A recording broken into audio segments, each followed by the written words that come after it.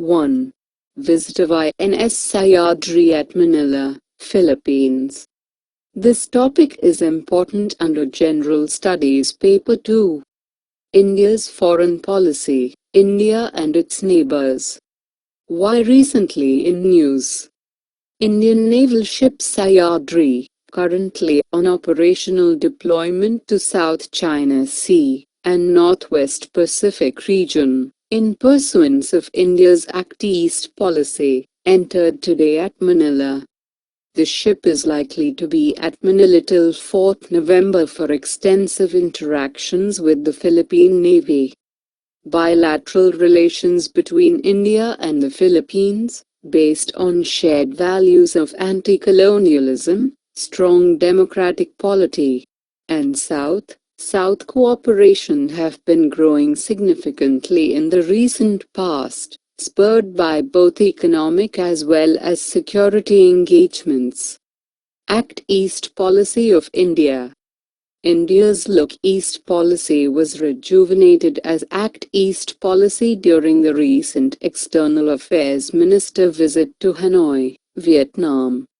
Even though the Indian foreign policy strategic shift was inclined from West to Southeast Asia in the 1990s. However, due to delays in the implementation of projects and lack of coordination of its various agencies, departments, the policy could not yield the desired output. The new government now focuses to actually execute and accomplish all pending projects. Merits of India's Act East policy. It makes the Northeast an integral part of India's foreign policy. The region will be the main beneficiary and primary actor in the policy. It identifies the economic and geopolitical importance of Southeast Asian countries. Since Northeast presently is our only access point to other nations through the land route, it utilizes this.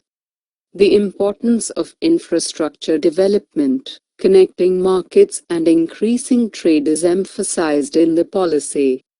Act East can counter China's regional dominance. The region will be able to internally adjust its balance of power. Excessive presence of US in the region makes China feel discontented. India has strong cultural relations with their Sea Asian countries. This can be used to build India's soft power in the region and ensure long-term stability of our neighborhood. Economic development can be used as a means to suppress armed movements in the NE region peacefully and permanently. The Act East policy focuses upon implementation of 3 Cs: commerce, connectivity and culture. Effective implementation of the 3 Cs has the potential to transform the picture of Indian economy and the region. Act East policy has significant potential to propel India to leadership position in Asia-Pacific region, and hence must be pursued keeping our economic and strategic interests in mind. Challenges ahead of India's Act East policy. The Act East policy leverage upon Northeast India to act as a bridge to connect to Southeast Asian economies. However, even after 60 years of independence, Northeast states still remain isolated and underdeveloped. Difficult terrains, low infrastructure, insurgency and ethnic violence still remain a challenge. For India, Myanmar is the gateway to Southeast Asia. However, Myanmar is politically unstable, strife-torn and underdeveloped. China has capitalized the opportunities of delayed implementation of projects by India. During the past decades, China has made a substantial influence in the region. For every move, India has to be wary of China. The merits of India's Act East policy. It neglects the role of Myanmar. The stability in the country is taken for granted. Unless we have a stable and cooperative Myanmar, This policy will not take off. The issue of smuggling of drugs, goods and arms if we open our northeast is not addressed. The indirect access China would get through Myanmar is another concern.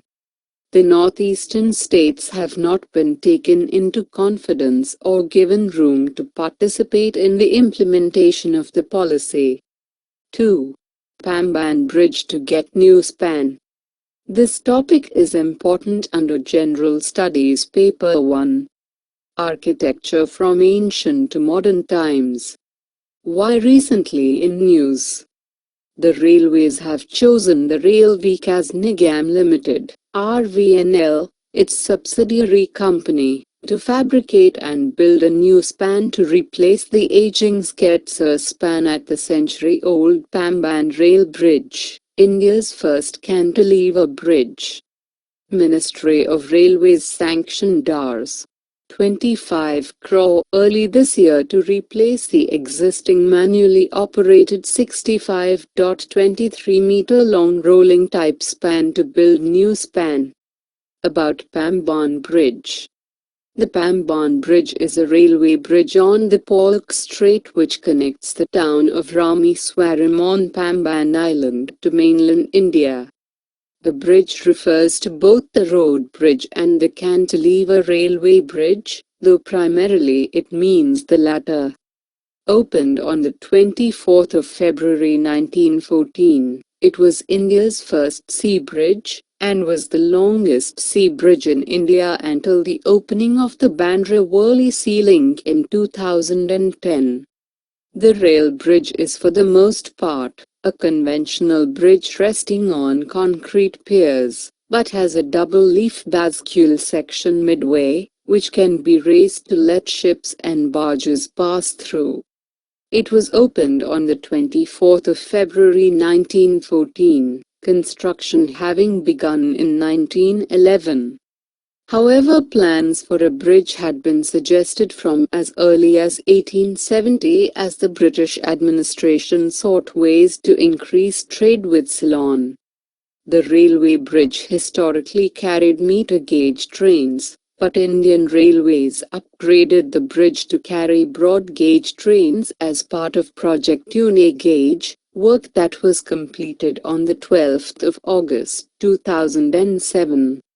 The bridge is located in the world's second most corrosive environment after Florida, making its maintenance a challenging job.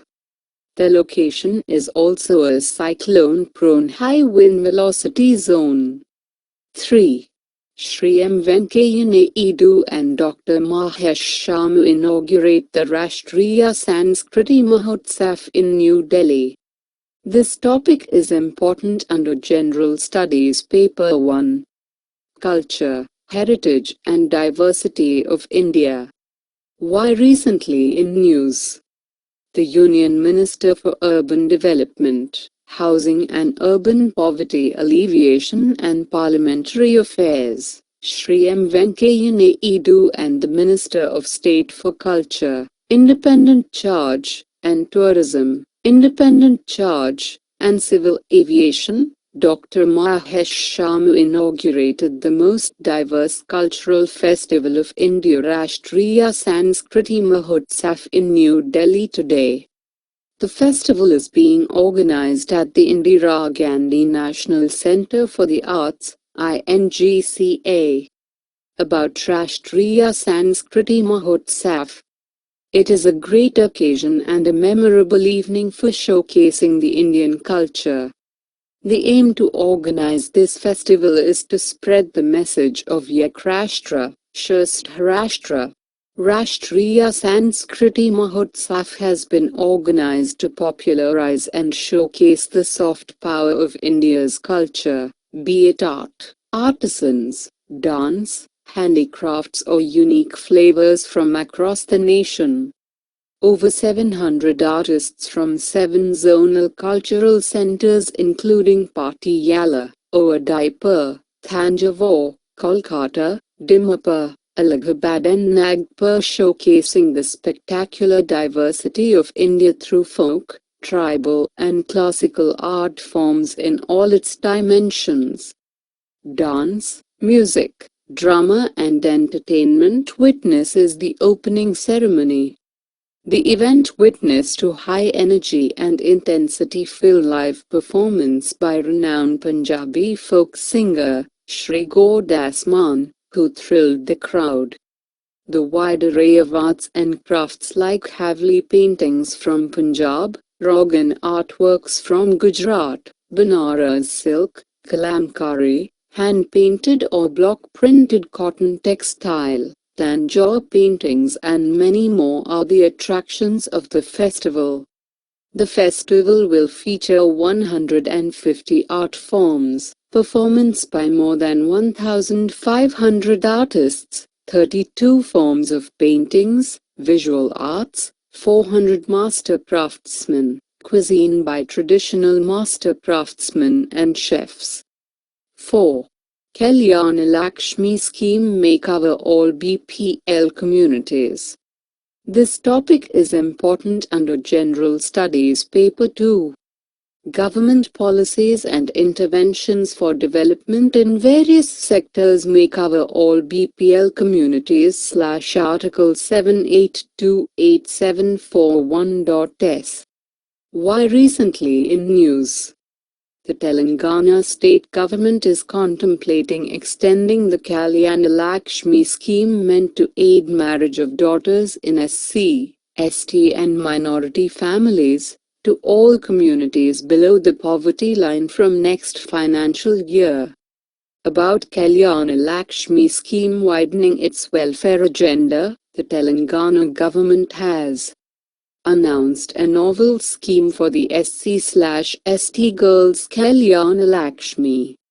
A one-time financial assistance of Rs 51,000 will be provided to the bride's family at the time of marriage to meet the marriage-related expenses. A Telangana resident girl, over 18 years of age, belonging to SC or ST communities with a combined annual income of her parents not exceeding Rs 2 lakh is eligible for the scheme. The scheme became operational from 2nd of October, 2014. 5. Helped by gut bacteria, worms boost immunity. This topic is important under General Studies Paper 3. Science and technology developments and their applications and effects in everyday life. Why recently in news? Researchers have discovered how intestinal worms cross-talk, communication channel, with gut bacteria to help boost the immune system. Intestinal worms infect over 2 billion people across the world, mostly children, in areas with poor sanitation. But despite causing serious health problems, worms can actually help the immune system of its host as an indirect way of protecting themselves, researchers said. About intestinal worms. Intestinal parasites are parasites that can infect the gastrointestinal tract of humans and other animals. Means of exposure include ingestion of undercooked meat, drinking infected water, and skin absorption. The two main types of intestinal parasites are those helminths and protozoa that reside in the intestines. They are large multicellular parasites that can cause chronic infections in their hosts. Because of their long co-evolution with mammals, helminths have developed a close relationship with their hosts' immune systems, to the point that they can regulate the host's immune system in beneficial ways.